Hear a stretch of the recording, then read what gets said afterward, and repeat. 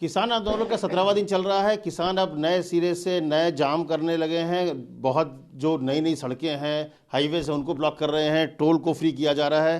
पूरे मसले पर बात करने के लिए हमारे साथ केंद्रीय मंत्री मुख्तार अब्बास नकवी जी। नकवी जी, 17 दिन हो गए, किसान अभी भी सड़क पर हैं और उनका आंदोलन धीरे धीरे तेजी होता जा रहा है। देखिए, कुछ निहित स्वार्थी तत्व और साजिशी सिंडिकेट किसानों के हितों को हाईजैक करने की कोशिश में लगे हुए हैं और किसानों के हितों को हाईजैक करके किस तरह से देश की डेमोक्रेसी को डिफेम करो, देश के लोकतांत्रिक व्यवस्था को जो है बदनाम करो, इसकी षड्यंत्र और साजिश में है, पहली बात।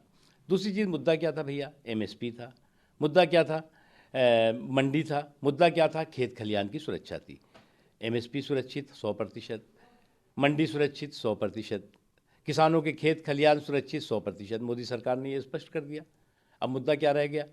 अभी किसानों के झंडे दिखाई पड़ रहे थे, अब ये पिटे हुए पॉलिटिकल प्लेयर्स के झंडे दिखाई पड़ रहे हैं, ज़्यादा डोमिनेट करने की कोशिश हो रही है।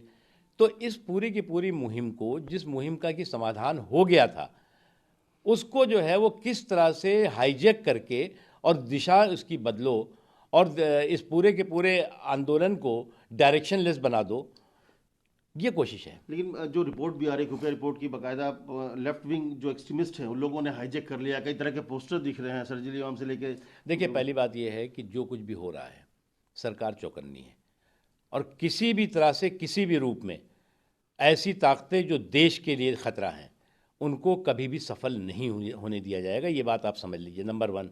नंबर 2, किसानों के हित 100% सुरक्षित हैं। मोदी के सरकार के समय में उसकी सरकारों के हितों को किसी भी तरह से किसी भी रूप में नुकसान नहीं होगा और ये बात किसान भी समझता है और किसान भी समझ करके इस बात को महसूस कर रहा है कि आज जो लोग हमारे कंधों पर बंदूक रख करके अपनी जो है वो पॉलिटिकल कॉन्स्पिरेसीज में लगे हुए हैं, सियासी साजिशों में लगे हुए हैं, वो किसानों के हितैषी न पहले थे और न हैं।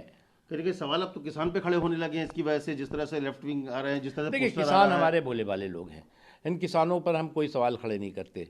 लेकिन हाँ, इस तरह की मुहिम को कुछ लोग ज़रूर हाईजैक करके अपनी ख़तरनाक साजिशों को अंजाम देने का और उसके ताने बाने बुनने का रास्ता ज़रूर बनाते हैं। लेकिन इसलिए हमने कहा, बहुत साफ कहा, ऐसे अच्छे काज को लेकर जो एजिटेशन है, इस तरह की ताकतें उसको जनता के बीच में इरिटेशन पैदा करने का कारण बना रही हैं। और अगर कोई इरिटेशन पैदा करे लोगों के लिए, तो समझना चाहिए कि वो जो है वो जो दिशा है, वो दिशा जो है वो दिशा विहीन हो गया है, डायरेक्शनलेस हो गया है। और किसानों को इस बात को समझ में आ भी रहा है। कई किसानों से मेरी खुद बात हुई, वो भी कह रहे हैं कि साहब ये तो बड़ा गलत हो रहा है। अच्छा, दूसरी चीज़ है कि भाई आज तक देखा सरकार जिद कर रही है, सरकार तो खुली है, बात भी कर रही है। बात करने के बाद जो आप कह रहे हो उसके बारे में कह भी दिया कि भाई हम ये ना एमएसपी ख़त्म होगी, ना जो है वो किसी भी तरह से मंडी ख़त्म हो रही है, ना तो तुम्हारे खेत खलिहान कहीं लूटे जा रहे हैं, सब कुछ सुरक्षित है।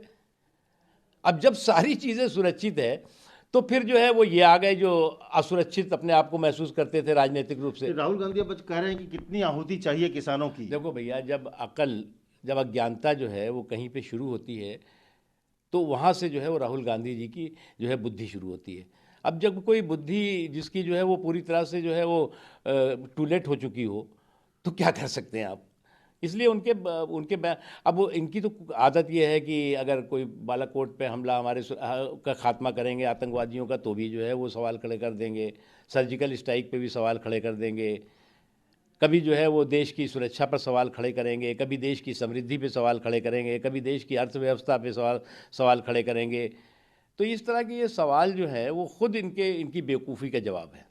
तो धन्यवाद। साफ तौर पे कहा कि किसान जो मकसद से थे आगे, तो सरकार पूरा करने के लिए आगे बढ़ी भी, लेकिन अब किसान को भी तय करना है कि वो कैसे आगे बढ़ेगी। कहीं ना कहीं उनको भी देखना होगा कि उनके जो मकसद को कुछ लोग अपनी स्वार्थ के लिए हाईजैक न कर लें। किरण अनंत पाल के साथ अमित कुमार, दिल्ली, न्यूज़ 24। नमस्कार, मैं हूं मानक गुप्ता। अगर आपको हमारा ये वीडियो पसंद आया हो तो इसे लाइक और शेयर जरूर करें और हाँ, हमें सब्सक्राइब और फॉलो करना ना भूलें ताकि आप देश और दुनिया की कोई खबर मिस ना करें। तो जुड़े रहिए हमारे साथ और देखते रहिए न्यूज़ 24।